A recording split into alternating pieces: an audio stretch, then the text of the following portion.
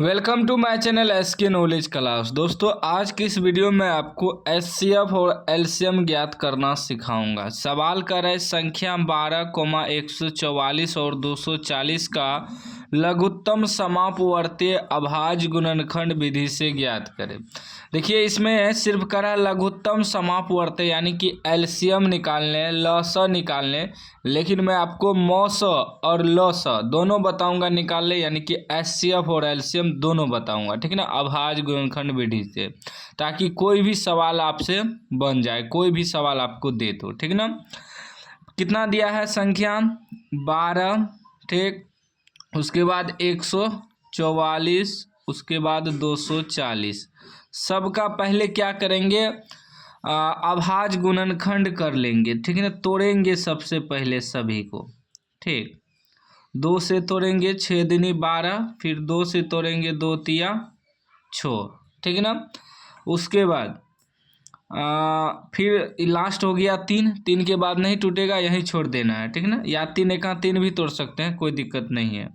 फिर तोड़ेंगे 144 को, ठीक है ना, 2 से लगाएंगे, 2 से सबसे पहले 2 से लगाएंगे, जो सबसे छोटी अभाज्य संख्या 2 है, ठीक है ना। अभाज्य संख्या से ही भाग लगता है अभाज्य गुणनखंड विधि से जब निकालना हो एचसीएफ और एलसीएम, तो अभाज्य संख्या जो होता है उसी से भाग लगाना है। 2 से लगाएंगे 7 दूनी 14, 2 दूनी 4, फिर 2 से लगाएंगे 3 दूनी 6, एक यहाँ 6 दूनी 12, फिर 2 से लगाएंगे 18 दूनी 36, ठीक ना। उसके बाद फिर 2 से लगाएंगे 9 दूनी 18, फिर 3 से लगाएंगे 3 तिया 9, ठीक है ना। उसके बाद फिर 240 को तोड़ेंगे, ठीक है ना, 240 को तोड़ते हैं, 2 से तोड़ेंगे तो 2 एका 2, 2 दूनी 4, 0, 120 हुआ। फिर 2 से तोड़ेंगे तो 6 दूनी 12, 0 उतर जाएगा। फिर 2 से तोड़ेंगे 30 दूनी 60, फिर 2 से तोड़ेंगे 15 दूनी 30, फिर 3 से लगाएंगे 3 पचे 15। देखिए अभाज्य संख्या आ गया। तो अब इसको लिखेंगे 12 बराबर मेरा क्या आया, 2 गुना 2 गुना 3, 2 गुना 2 गुना 3, ठीक है ना। उसके बाद 144 बराबर क्या आया, 144 बराबर आया 2 गुना 2, कितना है, 1 2 3 4 गो 2 है, 2 गुना 2 गुना 2 गुना 2, 4 गो 2 है, 1 2 3 4, 1 2 3 4। उसके बाद 3 2 गो है, 3 2 गो है, ठीक है ना।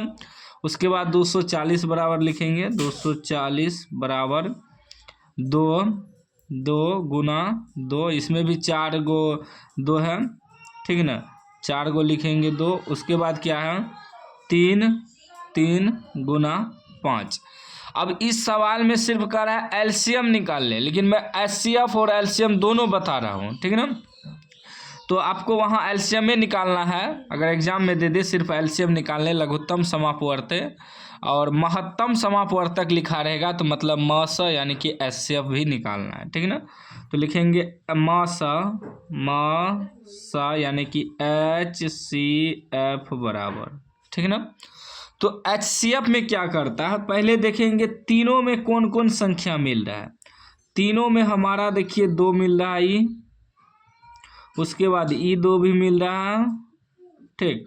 उसके बाद 3 भी देखिए तीनों में है, यहाँ भी है, यहाँ भी है, यहाँ भी है, लग गया इसका। तो ये आपका मस हो गया जो तीनों में मिल गया, एगो E2, तीनों को मिलाएं तो एगो लिखेंगे 2, फिर गुना E2, फिर गुना तीनों 3 मिला है 1 हो गया, ठीक है ना। 2 दूनी 4 तिया 12, 12 आपका मौसा निकल गया, एचसीएफ निकल गया, यानी कि 12 से इन सभी संख्या में भाग लग जाएगा। मौसा का मतलब यही होता है कि सभी संख्या में भाग लग जाएगा, ठीक है ना। उसके बाद देखिए अब हमें क्या निकालना है, लघुत्तम समापवर्तीय यानी कि लस यानी कि एलसीएम भी हमें निकालना है ना। लिखेंगे एलसीएम बराबर जो तीनों में मिला उसको तो पहले लिख लेंगे, 2 मिला, E2 भी मिला और E3 भी मिला, इसको तो लिखिए लेना है। और देखेंगे कम से कम दो संख्या में कौन कौन मिल रहा है। अगर तीसरा लोसो में क्या होता है कि दो संख्या में मिलता है ना, ये दोनों में भी मिल जाएगा, तब भी लोसो में लिखेंगे। तो ये दोनों दो मिल रहा है, एगो दो इसको लिखेंगे, फिर ये दोनों में दो मिल रहा है, इसको लिखेंगे, बाकी सब मिल गया। फिर नहीं जो मिल रहा है उसको भी लिखेंगे। एलसीएम में यही होता है, जो नहीं मिल रहा है उसको भी लिखेंगे। देखिए दोनों में मिला ना, तो मिला के एक को लिखेंगे, दो मिला लिख दिए मिला के। और ये देखिए कि 3 नहीं मिल रहा है, इसको भी लिखेंगे, 5 भी नहीं मिल रहा है, इसको भी लिखेंगे। यानी कि नहीं भी मिलता है ना, फिर भी लिखते हैं। अब गुना करिए तो 2 दूनी 4, 4 तिया 12, 12 दूना 24, 24 दूना 48, ठीक ना। 2 दूनी 4, 4 तिया 12, 12 दूना 24, 24 दूना 48, कितना आएगा 48।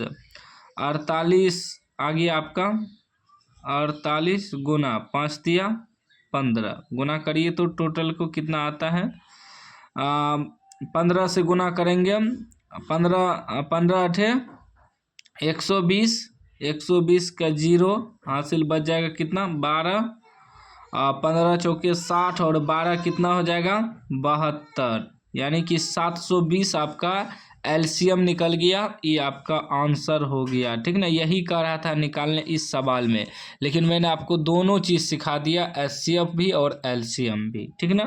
तो याद रखिएगा, अगर 3 संख्या वाला रहे तो तीनों में जो मिलेगा वो एचसीएफ हो जाएगा, या 2 संख्या वाला भी रहे तो दोनों में जो मिलेगा वो एचसीएफ हो जाएगा गुणनखंड करने के बाद। और एलसीएम में क्या होता है कि अगर कम से कम 2 संख्या में मिल जाए, 2 गो में, उसको 1 गो लिखते हैं, ठीक है ना, जैसे हमने लिखा। अगर नहीं भी मिलता है फिर भी उसको लिखेंगे, ठीक है ना। लिखने के बाद टोटल को गुना करेंगे, आपका एलसीएम निकल जाएगा, ठीक ना। वीडियो अच्छा लगा हो तो लाइक कर दीजिए, चैनल को सब्सक्राइब कर दीजिए।